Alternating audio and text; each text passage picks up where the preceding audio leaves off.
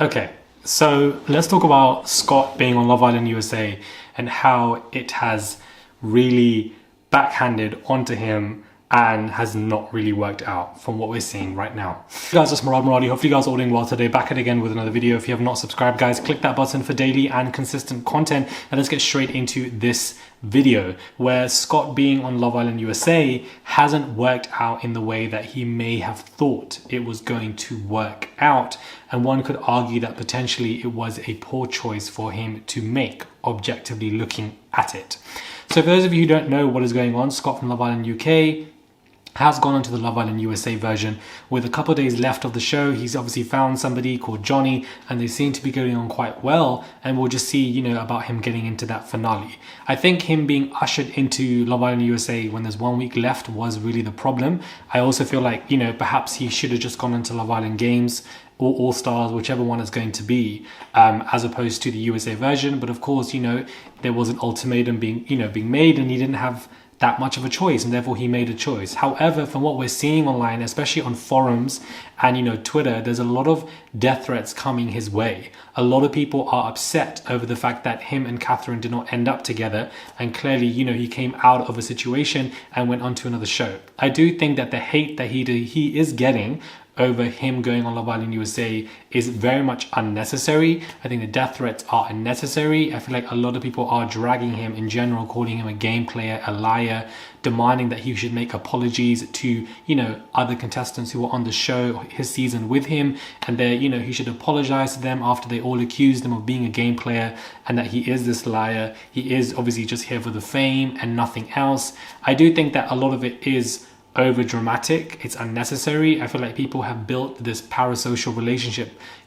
when it comes to him and Catherine being a couple, and the fact that the audience did not get that, unfortunately, they are really upset with it. When, people need to recall that Catherine did choose Elon at the time, and I guess Scott must have come out the villa and must have been like, I don't want to be a second option, regardless of who was in her mouth or who was in her ear, trying to, trick her mind into choosing XYZ. It is unfortunate, but maybe he didn't want to be somebody's second option and just thought to keep it as good mutual friends.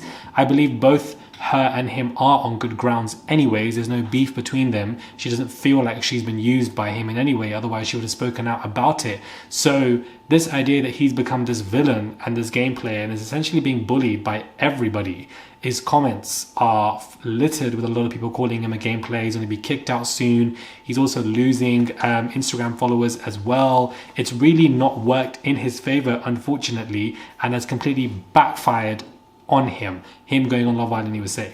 A lot of people are now like, well, we've become overexposed to you as a character, as somebody on the show. And, perhaps his scenario on Love Island UK was that he became loved based on the treatment that he received and the fact that, people just took the mick out of him for no reason, and therefore people felt that sympathy for him, and that sympathy has now waned and gone because he's gone and jumped onto Love Island USA immediately after Love Island UK has ended. So this overexposure gives, credence to a narrative for a lot of people to say that he is a game player because he's running between different game shows. He's not really looking for love. He is just being fake. And whilst I don't agree with that, because I think that, he came out single, he went into a different show because he was given that offer, which not many islanders get. So therefore he thought he would grab it, go on another show and explore his connections. However, that can come across as, you're looking to be on other game shows for more fame and etc. through the eyes of other people who don't already like him. I feel like the flame against Scott has grown massively over the last couple of days. I don't know if you guys have realized it, but as days climb on, a lot more people are hating on him on every single app, especially on TikTok, especially on Twitter, especially on Reddit. It's in all of these forms where everybody is just hating on Scott because they think that he is a, game player. So he is going to be leaving the villa with a rude awakening. And he's going to realize that a lot of people don't like him anymore. People have turned against him. That's the one thing about Love Island fandoms and groups and viewers. They can turn against you very quickly. And the love and appreciation that they show you, it's very much conditional. And, it can switch just like that. So I think that is what is happening here with Scott. I also believe him. I can't recall if it's Games or All Stars that he's going on, but one of them he is, I believe, going on. And I believe it is Games, which is being filmed in September. but apparently it's airing in November, which I'm confused about. I thought it was being aired in September. That is going to irritate fans even more, because it's like we're jumping between shows. You're just going to give that narrative of him being a game player and etc.